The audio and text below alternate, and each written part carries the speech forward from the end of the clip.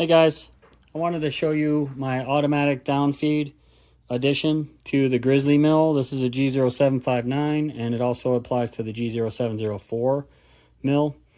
I just wanted to show you what I've come up with. It's pretty inexpensive. It's maybe around $60 in materials.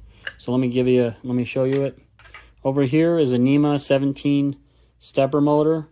They run about 13 bucks on Amazon. We've got a 20-tooth pulley here. A GT2 timing belt. This is a 6mm, and this is a 80-tooth GT2 timing pulley. You want it probably an 80-tooth. A 60-tooth might work, but an 80-tooth based on the size of the hub behind here, because it needs to be big enough to hollow it out so that you can fit your existing downfeed control over or through this pulley. Over here on the left, I've got the stepper controller. This runs about 25 bucks on Amazon. It's real simple. You just give it 5 to 30 volts. I think I'm using 18 from a laptop, if I remember right. It can do basic stepper control moves. Right now, it's set up in the automatic downfeed where it will just keep running. So if I hit clockwise, it'll start moving the mill down. And the way you change the speed is just with this knob here. I can go way down to very slow if I want. So right now it's on 30. See, that's pretty slow. You can go all the way down as slow as you want here.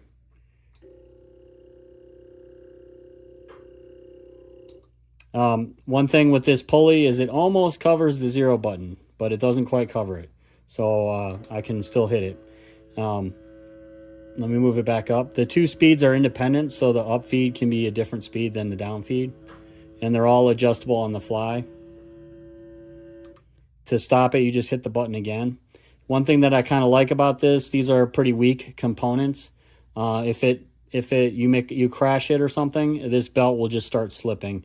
And it's not gonna break the mill. You might break the stepper motor or something like that, but you probably aren't gonna break the mill. Which is the way I like it. Let me switch this to the stepping mode. Basically on this first function, I don't know if you can see it in the video, but it says F01, and it's currently set to P03. We're going to set it to P04, and we're going to hold it down again, and then it's set. So now it's going to go down, and I'm going to bump that speed back up to around 60. So right now it's stepping down about 4 to 5 thousandths each time. There's no encoder feedback or anything, so this is not perfect in the sense of you'll get completely repeatable results. The reason, the point of it for me is when you're making repetitive passes and you want to go down about the same amount each time. So let me go ahead and give a quick demo of that.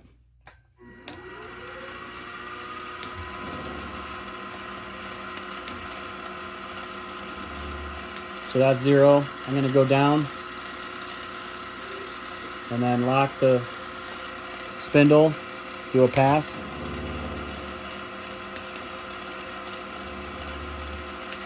I'm going to unlock the spindle, go down, lock the spindle, and make a pass.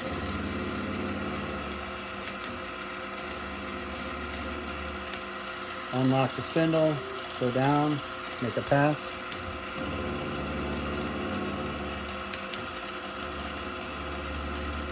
And I'll do one more. Unlock the spindle, go down, make a pass, lock it, make a pass. So you can see you get nice repeatable movements. All right, so get a nice clean surface. Let me show you. I'll go ahead and bring you in on the controller so you can see that a little better. Let me see if I can reach. I'll show you how you change the modes and the settings on it. So hopefully you can see that. There we go. Right now it's set at 59 RPM, right? So you can just adjust the RPM with the knob here. And right now it's doing automatic downfeed. Okay, so the spindle's locked. So it's actually, that kind of shows my point. You see that it's not crashing, breaking anything. I'm going to unlock the spindle, and I've got, downfeed. Now, one big advantage of this system is it doesn't lock the stepper when it's when you're not moving. So you can still make all the precise movements you want here, and you're not messing anything up. And you can just keep going, right? So that's one advantage of this system. In my mind, the only disadvantage of the system is that this is a little clunky with switching between modes and everything, but it's not that bad. So let me show you the different settings you can change. Again, we're going to hold this down. F01, remember that's the mode, whether it's automatic down feed or it's just stepping down. Right now it's P04, that's stepping down. If we change that to P03, then it's moving. It'll be continuous. If we go to 2, this is the number of steps that it goes down, right? So we're at 400 right now. And we can change it just by pressing the button, clicking through to the digit that we want, and adjusting that digit to whatever. So I'll put it at 800. So it's going to go about 8 thousandths. So let's, then when you're done, you hold that. Okay, and then I'm going to go back in and change the up feed because they're independent. So we got the down feed, 4 is the up feed. So I'll hit that again. I'll go through, make this 800, and hold it. All right, so now, if you can see, let's see, it's going, let's see, 60, yep, about 10 thousandths now for each move. And it kind of depends, you know, you can tweak those settings as far as the speed and as well as the amount of steps that you go. And then back in that same configuration mode, if we go to 3 is the speed and 5 is the speed for the up feed and the down feed. But you can change those on the fly as well. So that's the good thing about it. Let me show you the back of this real quick. I'll take the cover off. So once I'm done, I just kind of rigged this up, but when I'm done, I'll double stick tape it. We've got the 4 connections to the stepper motor, and the way you figure out how to connect the stepper motor is you connect 2 of the leads to the stepper, and you should feel it change where it's harder to pull. If that's the case, then those 2 are a pair, and these are labeled A plus and A minus and B plus and B minus. So as long as you put the 2 pairs, it'll work fine. We got the AC, the input, make sure you have the ground and the plus properly connected. This dip switch controls how many micro steps. Currently it's in the default setting. You can change that. For example, if you're at 16 micro steps and 400 moves it down 5 thousandths, and then you switch to 32 micro steps, then that would cut that in half, so it would only move it down 2.5. I don't really see a reason to mess with the micro steps. This does not get very hot. It's not holding the stepper in a current position all the time, so I haven't found any issues with it getting hot. Once I install this, when I'm pretty much done with it, when I think it's done, I'm going to probably double stick tape it on there. I just 3D printed this little back cover here. I'll hot glue that in.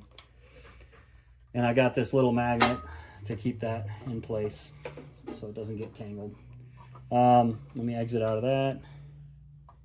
What is there else to show you? I'm going to take it apart, and I'll show you what it looks like taken apart, and then that should complete the video. All right, so I've got it all taken apart. I'll do some close-ups here. This shows the bracket that I made. So the way one thing I didn't mention, let me mention that quickly. This is a 200 millimeter 200 2GT2 -2 GT2. Can't tell if you can see that. There we go. I would recommend a 250 just because this one is a little tight, which means the stepper motor has to be right up against the casting, which is why I kind of had to do it this way with this mount. So that just kind of gives you a quick look at how I did the mount on here. Okay, the one modification of the lathe you got to do is take off.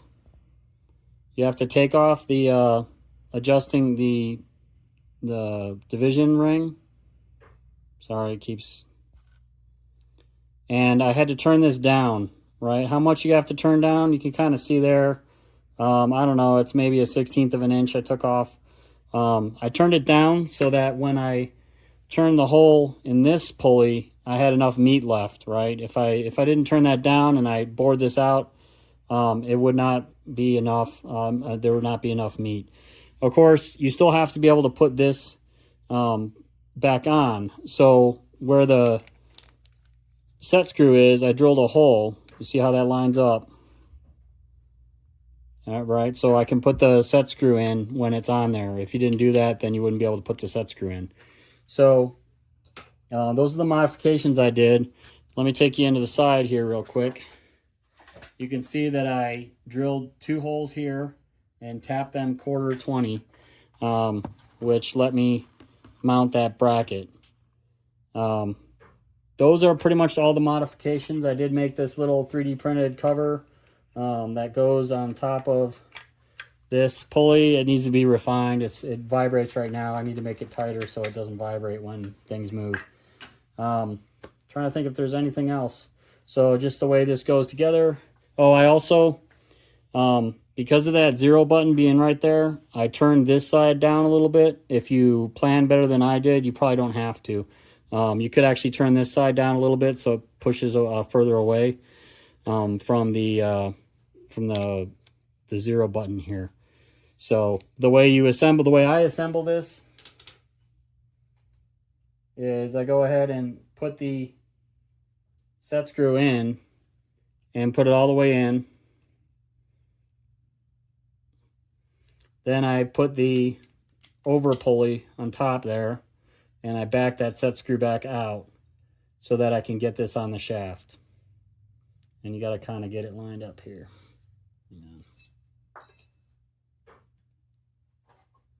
And of course my Allen wrench just disappeared. Anyways, I'll put this on after I back it back out and then tighten it up and then go from there. I think that covers everything. If you have any questions, post them. I'll put a link to a GitHub page that has the parts that I used on this, so you can try to find them if you don't already have them. And good luck if you attempt this conversion. I'm pretty happy with it so far. Talk to you later.